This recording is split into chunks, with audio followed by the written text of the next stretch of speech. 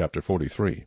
Now the famine was severe in the land, and it came to pass, when they had eaten up the grain which they had brought from Egypt, that their father said to them, Go back, buy us a little food. But Judah spoke to him, saying, The man solemnly warned us, saying, You shall not see my face unless your brother is with you. If you send our brother with us, we will go down and buy you food.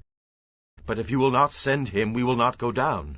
For the man said to us, You shall not see my face unless your brother is with you. And Israel said, Why did you deal so wrongfully with me as to tell the man whether you had still another brother? But they said, The man asked us pointedly about ourselves and our family, saying, Is your father still alive? Have you another brother? And we told him according to these words. Could we possibly have known that he would say, Bring your brother down? Then Judah said to Israel his father, Send the lad with me, and we will arise and go, that we may live and not die, both we and you, and also our little ones. I myself will be surety for him. From my hand you shall require him. If I do not bring him back to you and set him before you, then let me bear the blame forever. For if we had not lingered, surely by now he would have returned this second time. And their father Israel said to them, If it must be so, then do this.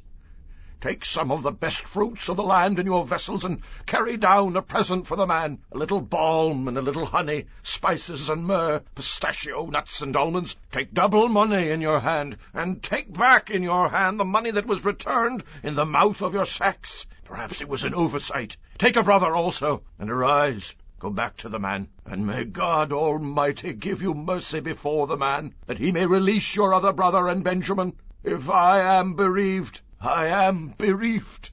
So the men took that present and Benjamin, and they took double money in their hand, and arose and went down to Egypt, and they stood before Joseph. When Joseph saw Benjamin with them, he said to the steward of his house, Take these men to my home, and slaughter an animal, and make ready, for these men will dine with me at noon. Then the man did as Joseph ordered, and the man brought the men into Joseph's house. Now the men were afraid, because they were brought into Joseph's house, and they said, It is because of the money which was returned in our sacks the first time that we are brought in, so that he may make a case against us and seize us, to take us as slaves with our donkeys.